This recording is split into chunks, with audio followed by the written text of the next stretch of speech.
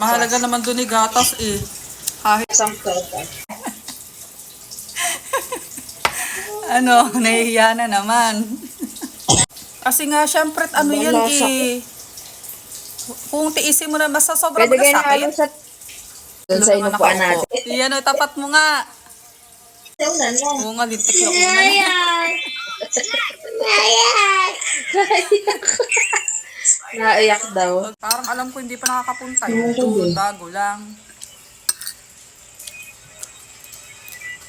Parang kagabi siya pupunta daw siya sa... Sabi ko hindi, sabi ko masakit po ang pakiramdam ko kaya bunutin nyo lang. No, kala mo laga, no? Alam mo kung bakit sinabi na yun, hindi ka natatanggapin pag wala x-ray, mukhang may bubunutin na naman sa ngipin mo. Nakikita yun eh. Baka nga...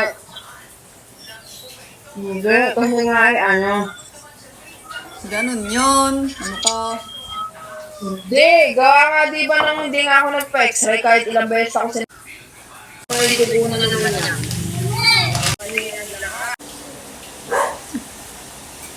Akala hindi mo naman nakakainin eh. At sabi ni...